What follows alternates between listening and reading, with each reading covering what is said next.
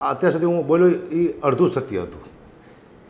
હવે સનાતન સત્ય બોલવા જાઉં હતું, કારણ કે મને ઊંઘ નથી આવતી હતી, ખાવું નહોતું ભાવતું કે સારું એક સત્ય છુપાવીને બેઠો છું, ખેડૂત હારે જે દગો થઈ રહ્યો છે હું કોઈને કહી નથી શકતો.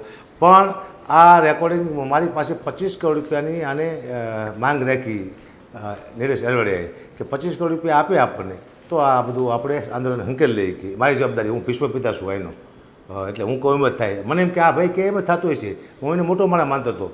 અને જેતપુરમાં સમિતિ છે, ઉપવાસ આંદોલનમાં તો બેઠા છે, પછી અહીંયા ખેડૂતો છે, એ તો હાવ નિર્દોષ છે, એમને કંઈ ખબર જ નથી કે સમાજનો માણસ સમાજદારી ગદ્દારી કરે છે, એ હવા કરોડ ખેડૂત સાથે ગદ્દારી કરે છે. એને મને ગાડીમાં લઈ જઈને કીધું કે ગુબા 25 કરોડ રૂપિયા તમારું કોઈ સરકારમાં ઓળખીતું તો કહો, અને 2 કરોડ રૂપિયા પહેલાં આપવાના એડવાન્સ, અહીંયા જવાના સરકાર પાસે વાત કરવા જવાના. તમે કહો છો કે સરકારે વાત કરવી પડે તો આપણે કરી, પણ 2 કરોડ રૂપિયા આપણને આપે તો જવાનું. તો મેં તો વાંધો નહીં. એટલે પછી હું તો ધબકી છું, હવે આનું કરવું શું મારે, અને કોને કહેવું આવું, કોણ સાચું માનશે? રેકોર્ડિંગ તો છે નહીં, આપણે ભાઈ પુરાવા છે નહીં. પછી માને પ્રાર્થના કરી કે માં કંઈક એવું કંઈક આ માણસ ખુલ્લો પડે. એમાં એક મને શું હોય છે ને, મેં કીધું વોટ્સઅપ કોલ કરી અને વિડીયો ઉતારો જો આવી જાય તો કીધું. અને મેં ફોન કર્યો, અને આવો હોશિયાર માણસ, આવો ડાયો માણસ આવી ભૂલ કરે નહીં.